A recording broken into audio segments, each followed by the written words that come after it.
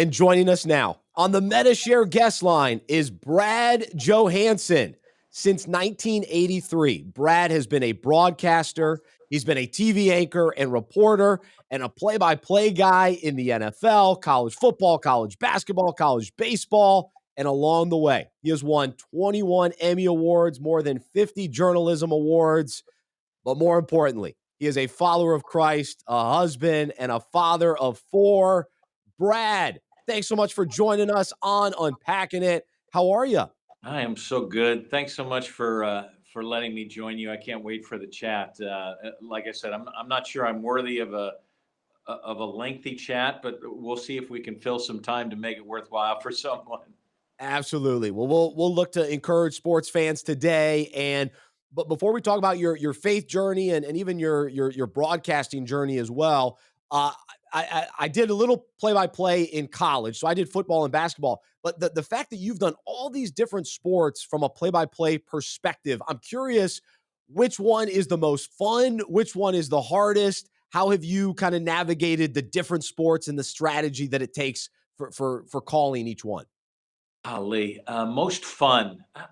I'm not sure there's anything more fun than that 3 hours of an NFL game uh, when you have no idea what's going to happen from moment to moment, that on any given day, something really crazy could happen with these freakish athletes. It's probably the most enjoyable because it's so unscripted, which is Mm. always the most fun of play by play. Most difficult. Um, I never attempted hockey, so I'm going to guess that hockey was probably be in that because of the speed and the need that you have for precision. For me, probably the most difficult was always baseball, Mm. just because of the time in between. And I always believe, for the most part, that in most of my broadcasts, that it's an analyst game. That my job is to set up a guy who really knows the game very well and can kind of take you through that. Baseball can be really fun in that vein, but if you're in a lull on something like that, it can be very difficult to engage viewers. Um, I think it's all really difficult, which makes it fun because there isn't a script, and overcoming the difficulties is usually the most enjoyable part of it. The rhythm to football is nice for a broadcaster because it's a quick play and then you pause and you let your analyst go and then on to the next play you set it up. So that makes sense. And so the NFL team that you were closest with, of course, the Cincinnati Bengals. And this year has been a special year for them to win the AFC North. And the game that we saw this past Sunday was unbelievable to knock off the Chiefs. So I imagine you still follow Cincinnati, and so what have you made of kind of this new era of Bengals football? Uh, it's so easy to see how much of a difference one person can make, and Joe Burrow is that guy. Mm. He's, we talk about once in a generation kind of players, and Joe Burrow is certainly one of those guys, both mentally and physically. What he brings and what he's able to change because of a culture, because we talk about cultures in locker rooms all the time. And Joe Burrow has changed that, and he's a spectacular player. And then when you figure out that you've got that spectacular player, obviously the organization's job is, how do we surround this guy with people that can make him successful? And I think the Bengals are on the verge of doing that. Certainly picking Jamar Chase was a tremendously controversial pick because Yeah. you got to have a tackle. Get him a tackle. You got to protect Joe Burrow. He's been hurt. Why would you pick Jamar Chase? Well, we're finding out Jamar Chase is probably a once in a generation kind of guy. And when people have that chemistry, it makes the difference. Now he's surrounded with so many different offensive weapons. And when guys raise their game, we see it all the time. Other guys raise their game. And so I think the Bengals could be good for quite a while. Yeah, well, and you talk about Burrow being this game changer. What about Zach Taylor as a head coach? And I always thought Marvin Lewis was underrated, and the way that the consistency that he had for so many years.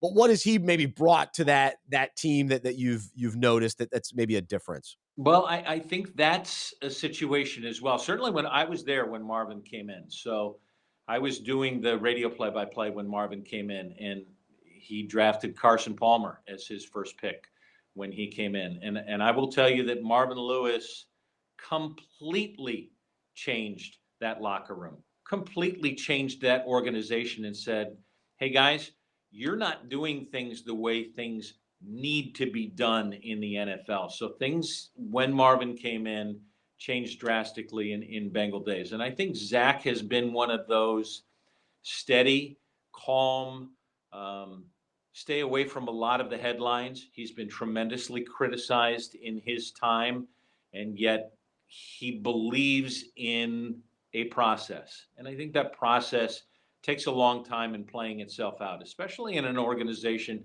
that has struggled as much as Cincinnati has. It's hard to lock in a culture. And I think Zach is kind of taking that to the next level. Absolutely. No, it's been a fun turnaround to see, and I mean, I just think about the Ravens as good as they've been, the Steelers, and we all thought the Browns were going to be great this year, and for the Bengals to be the team that wins that division, it's pretty exciting and impressive for sure. Well, Brad, you also you do a lot of college basketball, and I know for many fans, it's like, oh, it's football, football, football, and so college basketball has been going on, and now we'll start kind of turning our attention, especially with March Madness around the corner. But who are some maybe teams that you've seen or teams that we need to be aware of that have jumped out to you kind of in the early part of the college basketball season? This is always that time of year when you're not sure, and I love the process of college basketball because Mm. I don't get to do a whole lot of games anymore because I sit on the news desk for most of the time.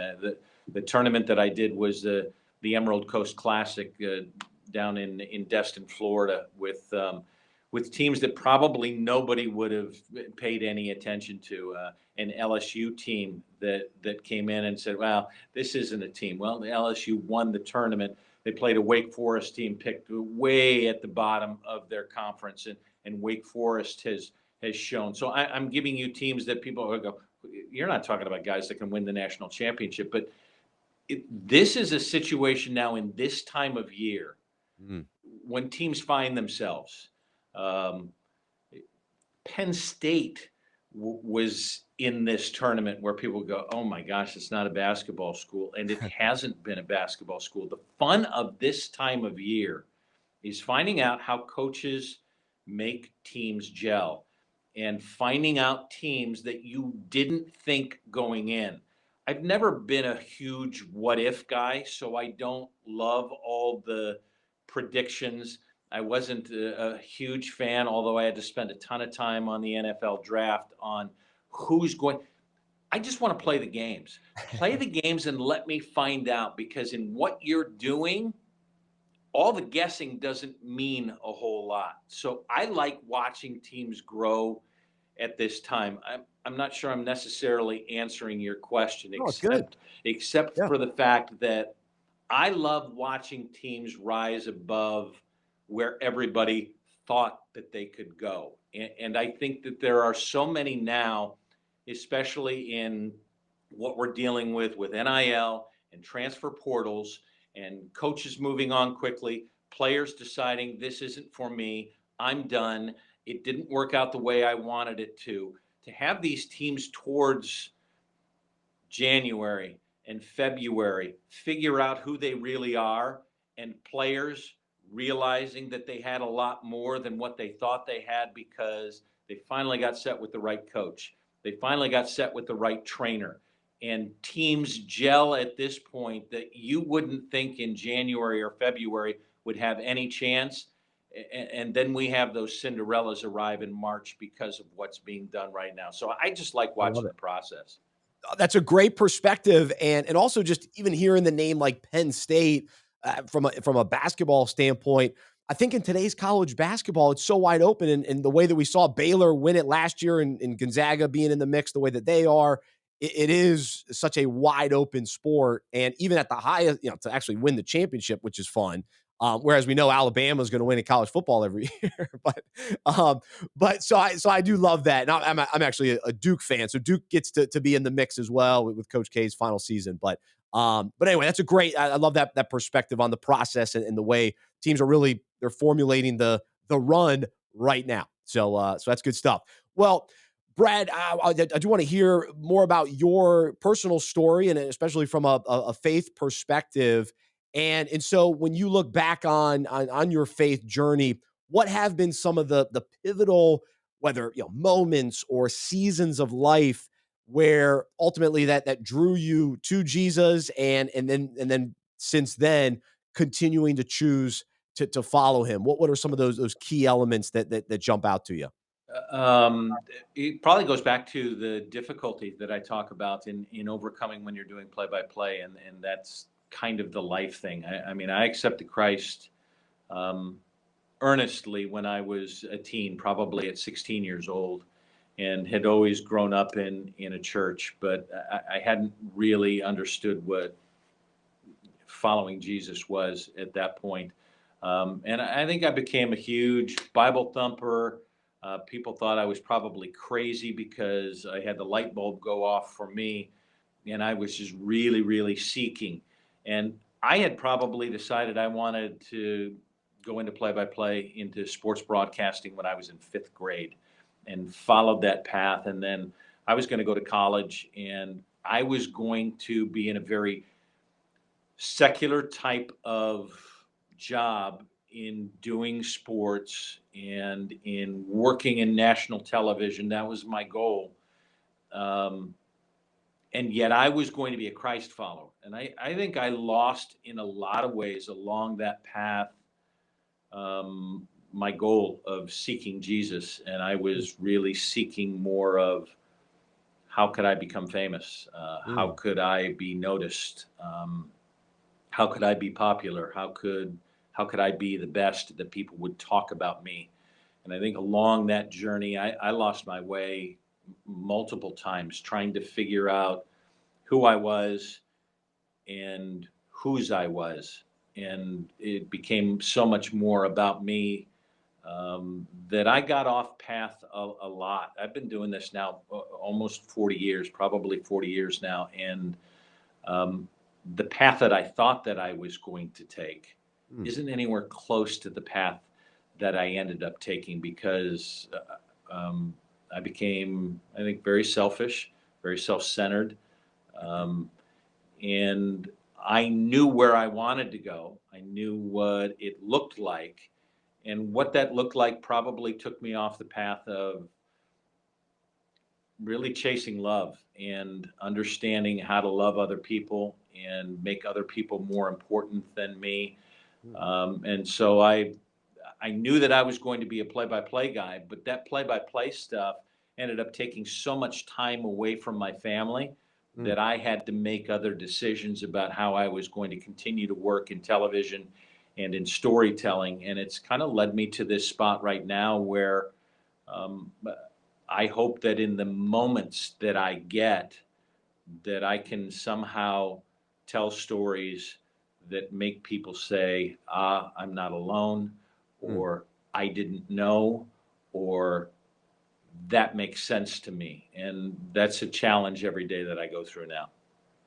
Wow, that's awesome. Well, there's a lot to unpack there, and I know we all wrestle with the selfishness and pride, and that's at the core of who we are as sinners, essentially. And so, how have you? What have you learned? I guess through that, and wrestling with that, and even getting to the point of recognizing, okay, I'm getting off track. My eyes are more focused on me than on Jesus. And I guess, in what ways have you grown, or what lessons learned can we share with our listeners today?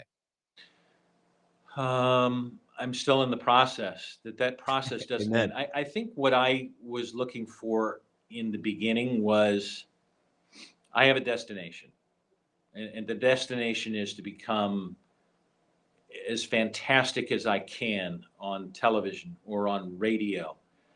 And my destination was wrong. And I missed out on a lot of the journey of understanding people, how we all kind of fit together, um, and the process that the pain that we inevitably have to go through is part of what makes us who we are, that we can share with others. I think that if we take pain and tell people about our pain and how difficult it's been, we've missed the point unless we're sharing our pain with others so that we can benefit others, so Mm. that they can understand that there is something beyond, that there's a way to get through that.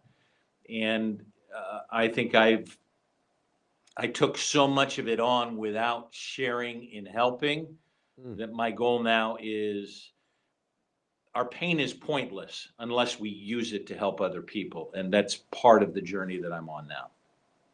Wow. I like that. Well, as far as your 40-year broadcasting career, it's taken you all over the country. And I was looking at all the different states Yeah. from Michigan, California, North Carolina, Ohio, Kentucky, Las Vegas. Um, in what ways did moving grow and challenge and strengthen your faith, and how was it, yeah, difficult with the idea of starting over, going to a new place, that kind of thing?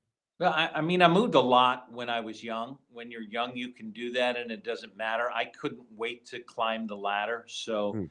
as soon as I would join a job, I'd be looking for the next one. Wow. And I think that was part of my problem, is that there was always something more. There's always something next. And I think there's something great to that if it's channeled in the right way. I think a lot of mine was channeled in a selfish way, but in the moves, I, I still would like that. I'm Hmm. coming up on 60 years old, and I still have the adventure in me. I'd love to go somewhere else, someplace that I haven't lived, Mm. someplace that I haven't seen, something that somebody needs to teach me. And I think in continually moving, I think that helps us understand that we're all kind of alike in some way, even in different places. I love the idea about moving, growing, being challenged, being in a place that I don't know, that Mm. I have to learn. I love the learning aspect of going somewhere else. Although I hit Cincinnati and I spent 26 years there in television, because there was always a next rung. And I came to Cincinnati in news after not being able to find a sports job, and spent 4 years in news before I ended up in play-by-play, that I had always wanted to do, but didn't have the experience in, and had to develop that. And so each rung kind of took me somewhere else. So there was a reason to stay to climb. And then I wanted something else and had to move somewhere else and do something else. And that was always a challenge on the family, on the children, on the wife. And um, there are positives and negatives to it. But I am still in my heart, coming up on 60, a 20-year-old who's going, really, what else could I do? What else can you teach me? What else can I learn? So I still have that adventure in me, and I think it's a positive thing. What does your wife say about that? My wife is more a homebody. Gotcha. she, So you balance she out. she likes things the way they are most days, but she has been my biggest supporter, stood behind me through thick and thin, and couldn't have done nearly any of this without her grace, her mercy.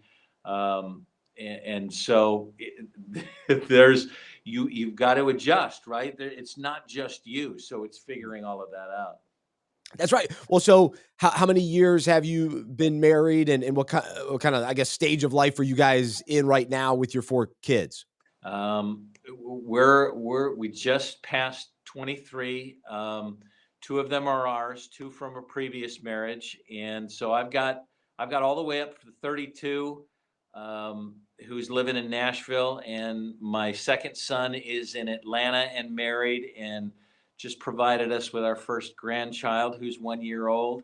Oh, And then I've got two left. One that just went to Ohio State, a freshman at Ohio State this year, cool. working in animation, and then a 13, almost 14-year-old who is convinced that he is going to play Major League Baseball. So Ah, I'm in that breadth of stuff all the way from the top to the bottom, and still trying to figure all of that out with parenting skills. very cool. No, that's awesome. I was actually going to ask you because I guess it was your 13-year-old that you posted on Twitter that had this World Series field dirt. So How so about tell me that? the story about this. Yeah, he Major League Baseball put out, tweet something to us about what baseball makes you feel like. And he just told me he tweeted it. He didn't ask for any advice. He just talked about the love of the game, Hmm. how it humbles you, how you never reach the peak, how you're never perfect, how you have to get back up.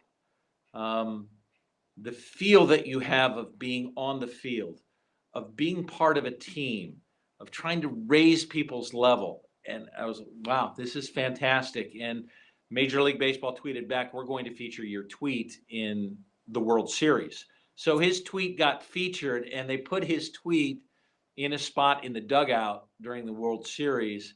And then they said, and he was over the moon that that happened. But they said, we have another surprise for you. And the surprise came much later when they laminated it, encased it, sent it back to him with a vial of dirt from the World Series. And I think my wife was the one who tweeted out, never has a bottle of dirt brought so much Oh, joy.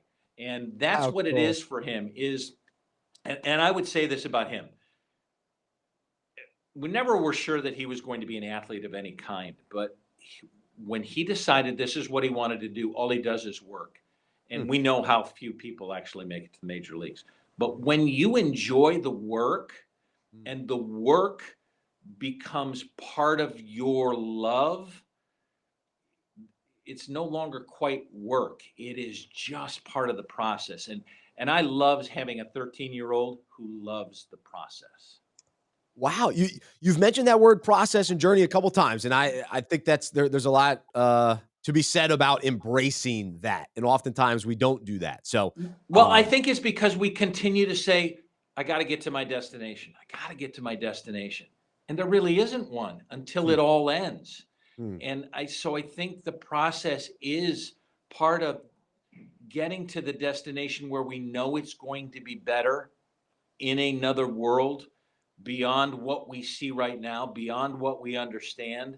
So if we can enjoy the process and the pain and the difficulty, and saying, instead of why me, say, what am I supposed to learn from this? And that's where I am right now when I hit, what do you want to teach me? God, what do you want me to learn from this? And I get to see that in so many people around me that I wish I could tell you I have a lot of answers, hmm. but I am in seeking process now of trying to learn.